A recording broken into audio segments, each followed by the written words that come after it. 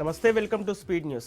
జయశంకర్ భూపాలపల్లి జిల్లా కాళేశ్వరంలో జరగనున్న సరస్వతి అంత్య పుష్కరాలకు తెలంగాణ గవర్నర్ శివప్రతాప్ శుక్లను దేవాదాయ శాఖ అధికారులు ఆహ్వానించారు. దేవాదాయ శాఖ ముఖ్య కార్యదర్శి శైలజ రామయ్యర్ గవర్నర్ను కలిసి పుష్కరాలకు రావాల్సిందిగా కోరారు.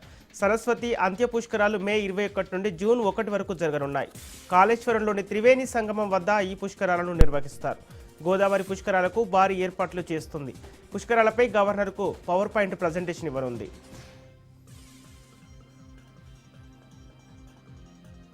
డిప్యూటీ సీఎం బట్టి విక్రమార్క అధ్యక్షతన infra and capital works cabinet sub committee సమావేశమైంది.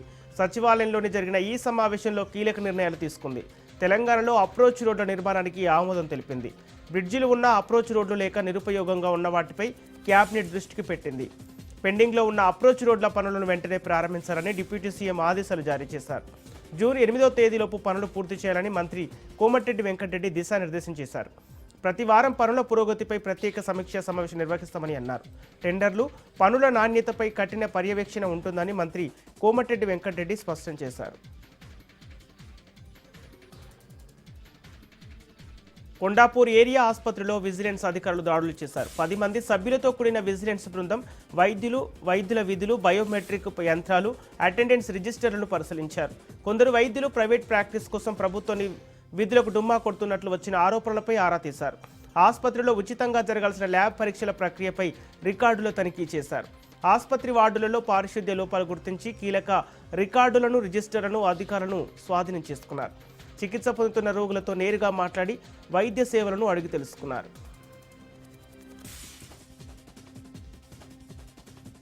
Kurnool జిల్లా ప్రసిద్ధ పుణ్యక్షేత్రం మంత్రాలయం శ్రీ రాఘవేంద్ర స్వామి ఆలయంలో హుండీ లెక్కింపు నిర్వహించారు. మఠం మేనేజర్ శ్రీనివాసరావు ఆధ్వర్యంలో ఏప్రిల్ నెలలో మొత్తం 22 రోజుల పాటు ఆలయానికి భక్తుల ద్వారా 3,25,96,854 రూపాయల నగదు సమకూరినట్టు తెలిపారు. అదేవిధంగా 47 గ్రాముల బంగారం, 592 గ్రాముల వెండి లభించింది. భక్తులు పెద్ద సంఖ్యలో వచ్చి స్వామివారిని దర్శించుకొని తమ కానుకలను సమర్పించడంతో ఈ స్థాయిలో ఆదాయం వచ్చినట్లు అధికారులు వెల్లడించారు.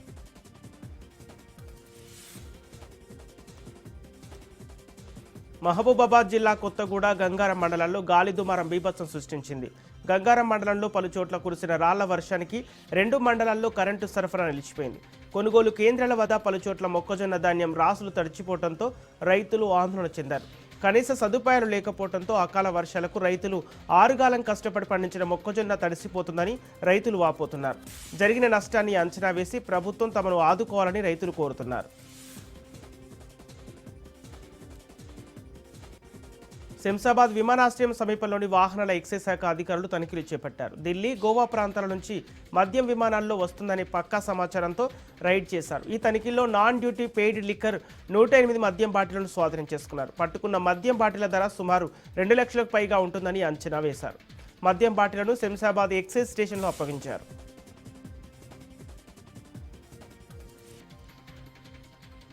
పోలవరం జిల్లా రంపచోడవరంలోని ఏజెన్సీలో గ్రీన్ డ్రగ్స్ను పోలీసులు పట్టుకున్నారు. సరిహద్దులు దాటించి అక్రమ సంపాదనకు అలవాటు పడ్డ అంతర్రాష్ట్ర ముఠాను అదుపులోకి తీసుకొని వారి వద్ద నుంచి సుమారు 1,25,00,000 రూపాయల విలువ చేసే గంజాయిని స్వాధీనం చేసుకున్నారు.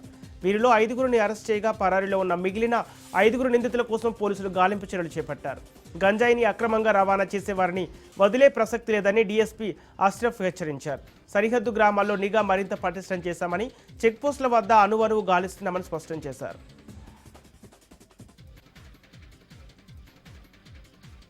నెల్లూరు జిల్లా గూడూరులోని ఎస్కేఆర్ ప్రభుత్వ డిగ్రీ కళాశాలలో ప్రిన్సిపల్కు వ్యతిరేకంగా విద్యార్థులు నిరసన వ్యక్తం చేశారు.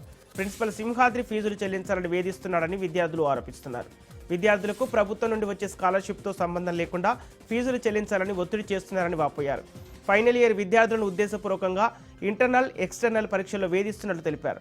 ప్రిన్సిపల్ వైఖరిపై ఉన్నతాధికారులు స్పందించి చర్యలు తీసుకోవాలని డిమాండ్ చేస్తున్నారు.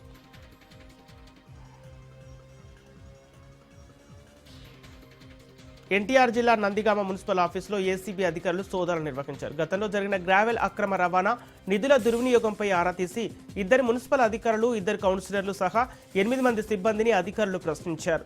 భారీ స్థాయిలో అవినీతి జరిగినట్లు వచ్చిన ఫిర్యాదుతో రికార్డులను క్షుణ్ణంగా పరిశీలిస్తున్నారు.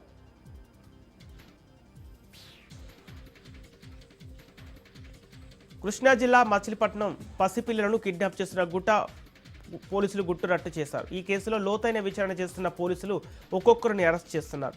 ఇటీవల విజయవాడలో 10 నెలల బాలుని కిడ్నాప్ చేసి మచిలీపట్నంలో విక్రయించిన 3 మహిళలు అరెస్ట్ అయిన ఘటన సంచలనం రేపింది. 10 నెలల బాలుడు కిడ్నాప్ చేసి విక్రయానికి ముందే ఏడాది వయసున్న మరో బాలుడిని కిడ్నాప్ చేసి కర్ణాటకకు చెందిన దంపతులకు విక్రయించారని, ఆ బాలుడిని కూడా స్వాధీనం చేసుకున్నట్లు ఎస్పీ విద్యాసాగర్ తెలిపారు. అయితే ఆ బాలుడి తల్లి వివరాలను తెలియపరాల్సి ఉందని అన్నారు. అరెస్ట్ అయిన 3 మహిళలు విజయవాడ రాజరాజేశ్వరపేట, అయ్యప్ప నగర్కు చెందిన వాళ్లుగా గుర్తించారు. ఈ కేసును మరింత లోతుగా విచారించి కిడ్నాప్, విక్రయాల వెనుక ఉన్న ప్రధాన నిందితులను త్వరలోనే అరెస్ట్ చేస్తామని ఎస్పీ తెలిపారు.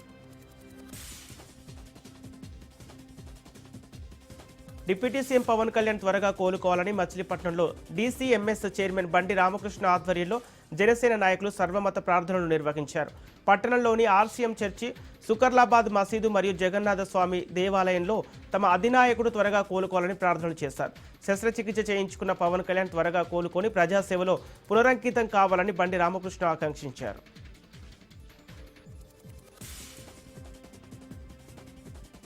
విశాఖలోని గీతం యూనివర్సిటీలో పేద విద్యార్థులకు ఫీజు రాయితీ కల్పించాలని డిమాండ్ చేస్తూ వైసీపీ ఆందోళన నిర్వహించింది. వైసీపీ యువజన విద్యార్థి విభాగం ఆధ్వర్యంలో పార్టీ నేతలు, కార్యకర్తలు పాల్గొని ఋషికొండలో నిరసన ర్యాలీ చేపట్టారు. గీతం ఆక్రమించుకున్న ప్రభుత్వ భూములను కాపాడాలని వర్సిటీ ఎదుట బైఠాయించి నినాదాలు చేశారు. కూటమి ప్రభుత్వ హయాంలోని నగరంలో విచిత్ర పరిస్థితులు దాపరించాయని మండిపడ్డారు. పేదవాడికి ఒక న్యాయం, పెత్తందారులకు ఒక న్యాయం, కూటమి నాయకులకు మరో న్యాయమని ఆరోపించారు. ప్రభుత్వం అధికారంలోకి వచ్చిన తర్వాత సంపద సృష్టిస్తామని చెప్పి విశాఖపట్నంలో ఉన్న వేలాది కోట్ల రూపాయల విలువైన ప్రజల సంపదని వారి తొత్తులకి, బినామీలకి, బంధువులకు కట్టబెడుతున్నారని విశాఖ జిల్లా వైసీపీ అధ్యక్షుడు కేకే రాజు ఆరోపించారు.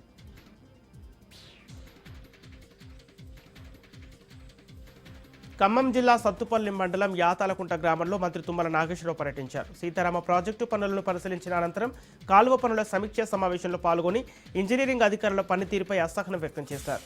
గత కొద్ది నెలలుగా 2 రైతులకు సంబంధించిన నష్టపరిహారం నగదు వేరే రైతు ఖాతాలో జమ కావడంతో ప్రాజెక్టు పనులను అడ్డుకుంటున్నట్లు అధికారులు మంత్రి దృష్టికి తీసుకొచ్చారు. దీంతో మంత్రి తుమ్మల నాగేశ్వరరావు ఇంజనీరింగ్ అధికారుల నిర్లక్ష్యం పట్ల అసహనం వ్యక్తం చేస్తూ తక్షణమే బాధితులకు పరిహారం అందించాలని సూచించారు. ప్రాజెక్టు పనుల పట్ల అలసత్వం చేస్తే చర్యలు తీసుకుంటామని హెచ్చరిస్తున్నారు.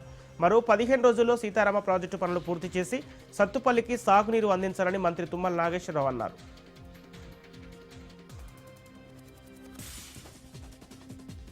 ఖమ్మం జిల్లా నేలకొండపల్లి మండలంలోని బౌద్ధ స్తూపం వద్ద మొక్కజొన్న కొనుగోలు కేంద్రాన్ని మంత్రి పొంగులేటి శ్రీనివాసరెడ్డి ప్రారంభించారు. రైతులకు ఇందిరమ్మ ప్రభుత్వం అన్ని విధాలుగా అండగా ఉంటుందని, గత ప్రభుత్వం వరి వేస్తే ఉరి అంటే ప్రజా ప్రభుత్వం మద్దతు ధరతో పాటు 500 బోనస్ ఇస్తుందని మంత్రి పొంగులేటి అన్నారు. ఏ ఎన్నికలు వచ్చినా కాంగ్రెస్ ప్రభుత్వాన్ని ప్రజలు దీవిస్తారని తెలిపారు. కొంతమంది గుంటనక్కల్లా ఆరోపణలు చేస్తున్నారని, ప్రజలే వారికి బుద్ధి చెబుతారని పొంగులేటి తెలిపారు. 10 ఏళ్లు బీఆర్ఎస్ అధికారంలో ఉండి రైతులకు బేడీలు వేసి ఈనాడు రైతుల గురించి మాట్లాడటం హాస్యాస్పదంగా ఉందని ఎద్దేవా చేశారు.